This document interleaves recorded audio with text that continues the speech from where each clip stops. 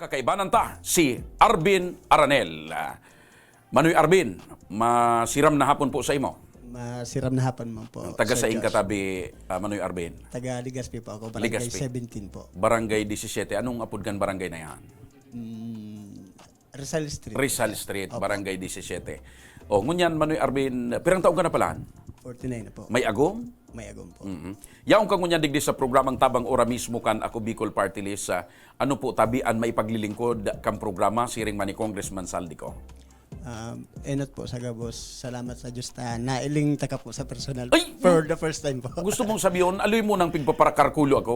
Iyo Pigpapara-estimate? po. Iyo po. Sa ako, man, siring man sa kuya, maugmaman ako. Ta nagka-personal lang kitang ngunyan. Salamat po. Ang sa kuya pong katuyuhan. So, para po sa Pakiran nilang po. para po sa bulong kang agom ko, Mm-mm. naga-maintenance po siya, sir. Ano po ang hilang ni Mrs. mo? Na-aneurysm po siya. Aneurysm. Duman sa trabaho niya sa luwas. Ang aneurysm ba kung may nagkukuha niyan digdi? Iyo po. Ugat? Iyo po. Medyo, so half body niya po. Ang kadaklan nga ni kaya hindi nakakaligtas. Iyo Si Mrs. mo half body na paralyzed. Iyo po. Pira pala ng akin nindo ni Mrs. mo? Dua po. Duwa. Duwang babae. Pirang taon naman ang mga akin nindo tabi. Nasa tamang edad naman po. So matoa po, 23. Mm-mm. So panduwa, 22. Mm-mm. Iyo po. Okay. So, dati, ikapalan, ano ang trabaho mo sa presente? Dati po, ora extra ako dyan sa construction. Ngunyan po, napundungan po ta. Ika nag-aasikaso. Ako po nag-asikaso. Si Mrs. mo, ano ang dating trabaho? Nurse po siya. Nurse Sa Saudi po. sa Sarong Ospital. Opo. Okay. Gustong sabihon, ini ang patunay na maski nga ni si Mrs. mo nasa medical profession, Opo. daing ligtas pa lang sa mga araw kay hilang. Ano? Maski si isay pwedeng tamaan. Ang una ko, pag mga nasa medical profession, baga medyo nakakalikay sa mga hilang-hilang. Sa bagay, ano ang sabi kan doktor? Sa inda ininako ko ang aneurysm na ini. Over fatigue po. Over fatigue. On duty po siya na inatake. Bale, paano so kasagsagan po kang COVID, last year? Si Mrs. mo saro sa mga bayaning medical frontliner na talagang labo-labo ang pag-duty. Opo. Okay, sa kaasikaso niya lugod kan iba na mga pasyente, si Mrs. mo lugod so medyo nagkaigwamang kay problema. Iyo nga Anong bulan nangyari po ini na inatake sa kang aneurysm? Bale, sa medyo lingaw ko na po, pero Mga pirang bulan na. almost Magsasarong 1 year taon. na po. Magsasarong labi. taon na. Opo. So, sa ngunyan, siyempre, dati kang nag-extra sa construction. Opo. Si Mrs. mo, dati nurse, nagtatrabaho. Sa laog nin magsasarong taon na sabi mo na pundo sa pagtrabaho, saan ka mo ngunyan nagkukuha ng pagkabuhay? Bali po, so saro kong aki, so matoa. Nurse man po. May trabaho na. Nurse man. Opo. Siya po ang solong iyon, Naghahanap nag-provide sa buhay. buhay niya. Po. Maringani, day pa mangkiagong. Day pa man po. Okay. Sa parte mo po, tabi, Manoy Arbin, gura ano ka dipisil sa sarong pamilya, sarong mag-agom na an misis na ilaw ng tahanan na dati yun nagre-reparo manggon minsan kan mga pangangaipo sa laog kanaro. Iyo po. Ngunyan day nakakahiro, imbis kamuan nagtuturuang-tuwang na maghiro para sa agom mo. Garo ano ka dipisil? Talagang difficile po. Lalo na dapat nga ni. Ngunyan, nag-uli siya, bata, December siya nakuami sa quarantine facility sa Manila. So, talaga pong difficile ta. Araw mo yan, piruton pa po ako. Tama, salid ang diaper sa alanganin na oras. Kung puno na so diaper niya. Tapos, siyempre dapat day ka masala kang pagpainom niya kibulong sa iya. Last week po, medyo Pakiranilan po, Manoy. na ano po siya na sobrang pagal.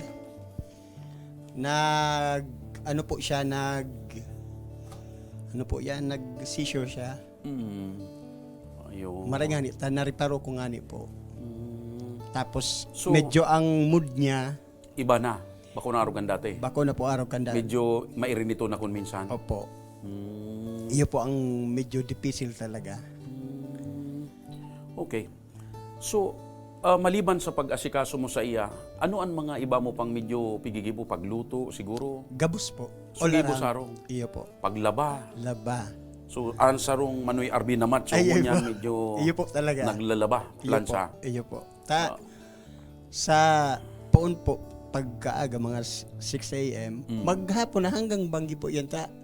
Kuminsan ang duty kang aki kung nagtatrabaho is ano na po, 12 hours na po, pati ngayon ang mga frontliner. Ang duty. Opo, mga nurse. So sa man po, dati nagtrabaho man po, ngunyan lang siya nag-stay sa arong na tapos naman sa trabaho So, niya. kontrata. Opo. So, iyon ang katuwang-tuwang mo. Iyo po. Gari sa trabaho niya po, gari so assistance baga po sa mga colleges. Siya graduating paano po siya. Kaya hanggang 2 months lang po so trabaho niya. Oo. Sa ka Manoy nagkukuanin kusog buot as in day man nag-abot sa punto na medyo garo na pupungod ka, napapawot ka. Pero may po maabot sa puntungan, kaya lang siyempre minasimba pa ng giraray. So, importante ang pagsarig sa Iya mahal na po, Diyos. oo. So, para medyo ma-relax ka. Iyo, mas kasi po talagang and siguro, parte ni kan sinumpaanin dong mag-agom tao. Ay, iyo po. na ang pag-iba ng bagakan mag-agom bako lang sa siram, Ay, iyo. bako lang sa kaugmahan kundi hanggang sa panahon na medyo may mga kadipisilan, may mga sakripisyo. Iyo po, talaga. Kung halimbawa kampang mo si misis mo, sa arog kay ning sitwasyon na pigaagihan nindo, ano ang mensahe mo sa iya? Kiago mo. Ang mensahe ko sa iya, dapat di siya sa muya magpailing na pigluya siya. Ta kami liluya man. Tapos sana makarecover na po siya.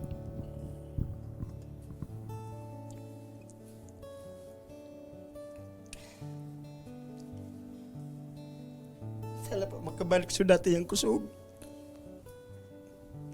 Ano ang narurumduman mo kay misis mo kan mga panahon na day pa siyang hilang na makusog pa si misis mo? Priority niya talaga mga aki. Siyang provider me. Ako po, dahil maunti na po sa. Nagtabangan kami, pero most of the time talaga siya ang tao kay pagkabuhay sa duwami. Yan, tissue Manoy, ta medyo. Salamat. Iyan ang patunay na talagang siguro sa parte kan mag-agom sa buhay, mag-agom kan tao, nag-aabot sa punto na may mga siring kaya na susaro, medyo iabot kay kaluyahan or kahilangan. Pero Manoy, unyang apot ko, hanggang sain ang pagpadaba mo kay misis mo? Hanggang buhay po ako, Sir Diyos. Sinda na lang na mag-irina ko ang buhay ko. Yan. Tama-tama, yaong kapudig di sa programang Tabang Ora mismo kan Ako Bicol. Ano po ang gusto mong hagadon na tabang kay Congressman Saldico o sa Ako Bicol sa sitwasyon na ini ni misis mo? Kay Congressman Saldico po, sana po matabangan kami sa maintenance niya po, sa bulong, tapos sa therapy niya po. Ayun. Tapos agad ko man po girari ang pangadji. Okay. Aram mo, ang programang ini talaga, Manoy Arben, dinisenyo ni Congressman Saldico para sa arog sa Saindo na talagang medyo nag-abot sa punto ning kadipisilan, kaluyahan ng mga kababayan tang Bicolano. Kaya subago habang nagkukuwang ka, automatic, kaya nga ni ang title baga kang programang ini, ora mismo. Nakaabot na po sa kaaraman ni Congressman Saldico kan Ako Bicol an sa imong kahagadan. Kaya resibihon mo po ang pinansyal na asistensya kan Ako Bicol para sa pangbakal siguro bulong o kung ano pa man po ang pwedeng mapaggamitan mo kaini para sa pag-aruga mo kay misis mo tabi.